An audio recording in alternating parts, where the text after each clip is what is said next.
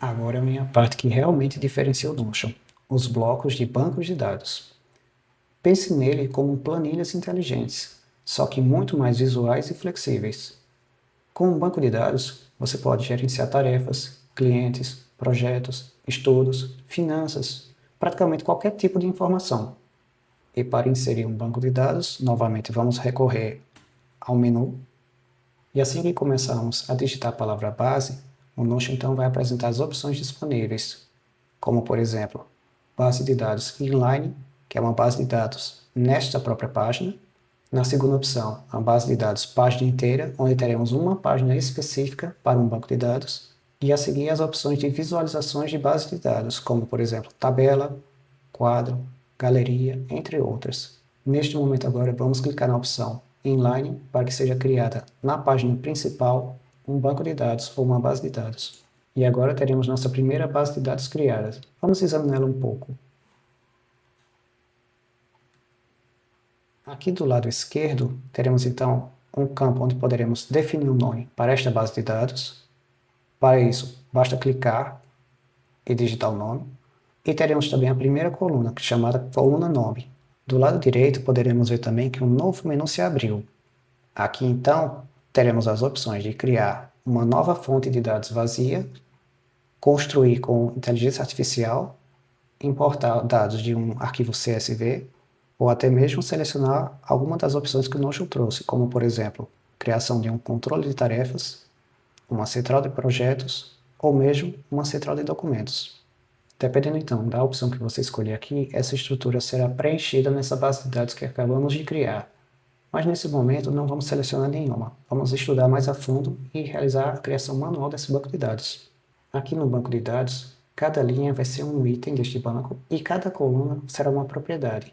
Assim poderemos criar propriedades de data, status, prioridade, responsável, o que quisermos. E ainda você pode mudar a visualização desse banco de dados para que não fiquemos somente numa estrutura de tabela.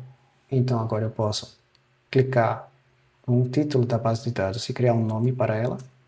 E a seguir posso clicar na opção Nova Página, que está aqui embaixo, e assim poderemos ter um novo registro dentro desse banco de dados. Se você observar direitinho, você vai perceber que temos aqui a informação Nova Página, semelhante ao que tínhamos aqui quando criamos subpáginas. E de fato, dentro de um banco de dados, cada registro também é uma página. Então poderemos, neste exemplo, criamos aqui um registro de nome Registro 1, e se clicarmos no botão aqui Abrir,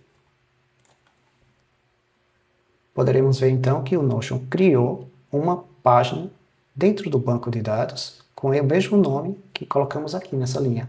Assim poderemos, dentro da própria página, alterar qualquer informação aqui e essa alteração, por exemplo, no nome, ela vai se refletir também no registro da base de dados. Para fechar então essa página, clicamos nesse botão e retornamos ao banco de dados.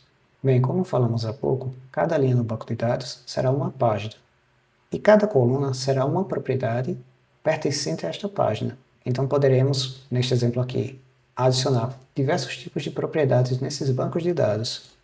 Bastando para isso clicar no botão Adicionar propriedade e no menu que se abriu, o Notion então vai trazer algumas sugestões de tipos de propriedades que poderemos selecionar, como data de nascimento, endereço de e-mail, status de atividade, como também seremos apresentados as propriedades padrão no Notion, como propriedade de texto, seleção, status, data, entre outras disponíveis. Nesse momento agora eu vou escolher a propriedade data para inserir nessa base de dados. Então para isso eu coloco o mouse na propriedade que eu desejo, dou um clique e a propriedade de data estará disponível para cada linha no banco de dados. Nesse momento poderemos inserir então qualquer data que desejarmos para cada registro. Vou selecionar então a data de hoje como exemplo e podemos ver que no registro 1 teremos então a data de 25 de outubro, a data atual. Observe que essa data que eu coloquei aqui, ela foi vinculada apenas ao registro 1, ou seja, cada registro no banco de dados pode ter a mesma propriedade, mas dentro de cada propriedade teremos valores diferentes. Então, nada me impede que o registro 1 eu possa selecionar essa data, o registro 2 uma segunda data, e o registro 3 eu posso selecionar uma terceira data ou mesmo deixar em branco. Então podemos ver que cada registro vai ter seu valor independente.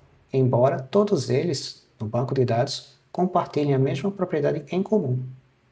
A estrutura como está aqui, ela está em formato de tabela, mas nada impede a gente de criar, com essa mesma base de dados, um novo tipo de visualização, onde a gente poderá ver, por exemplo, cada um desses registros como um calendário. Para isso, vamos vir aqui no nome da base geral, e ao se aproximar o mouse do nome da base, você poderá ver que vai aparecer um mais aqui do lado. Então, basta clicar neste mais para que possamos adicionar uma nova visualização a este banco de dados.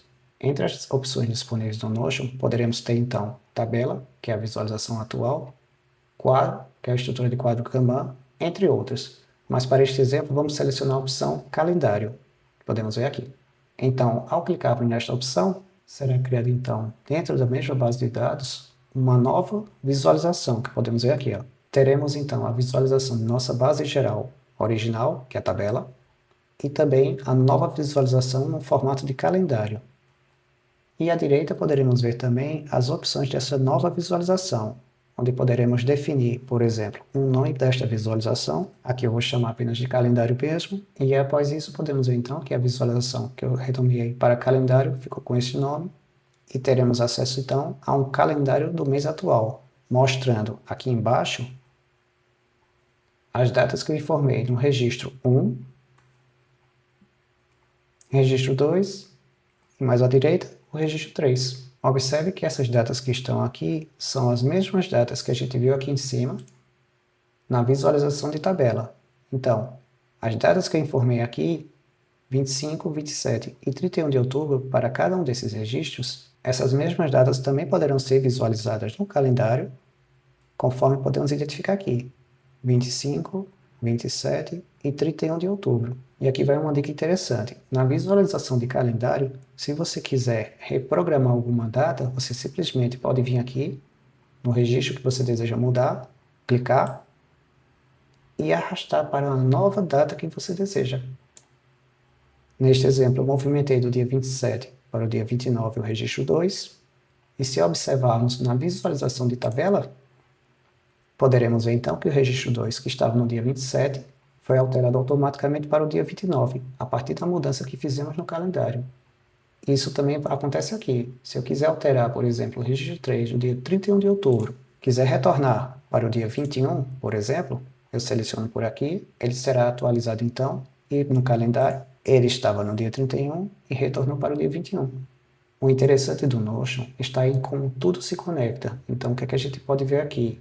Dentro desta página, nós temos um banco de dados e cada registro deste banco de dados é uma subpágina com suas próprias propriedades e características, e essas características podem ser modificadas até mesmo em formas de visualização diferentes.